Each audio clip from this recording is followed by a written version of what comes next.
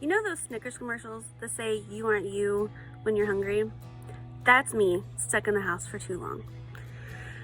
I know when Lee sends me out to run an errand, he's really saying, you aren't you, go somewhere and be social. So these days of quarantine are really hard. This week we got the decree that until June 10th we are to stay at home, and that shook me. The hope that this would soon end vanished and was replaced by a bit of despair. How can I live like this for almost 10 more weeks? I love my kiddos, but I can only laugh at the same silly jokes so many times. Not knowing how you're going to get through a difficult situation is overwhelming and can be panic-inducing. Thinking of the long stretch of time where there is nothing that is going to get better and it might just get worse is terrifying. Matthew 6:33 through 34 tells us to seek the kingdom of God above all else and live righteously, and He will give you everything that you need.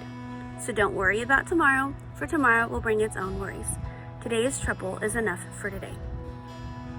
We have no idea what is going to happen this spring, but God does. And whatever path we have to travel, He will be our leader and provider, reminding us that we are His and He is here. We have watched Frozen 2 a lot lately, and when we aren't watching it, we are listening to the soundtrack.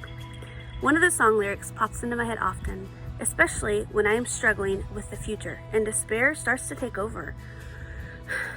Some of those lyrics are, "So I'll walk through this night, stumbling blindly towards the light, and do the next right thing. And when it's done, what comes then? When it's clear that everything will never be the same again, then I'll make the choice to hear that voice and do the next right thing." So dear friends, find that step. It might be a step outside for air. It might just be stepping out of bed or stepping towards the phone to call someone. But whatever that first step is, God's taking that step with you. And through all of this, He is the next right thing. Thank you. I'm Lisa's Family Life co-lead, and it was a pleasure to do the Devo for her this week.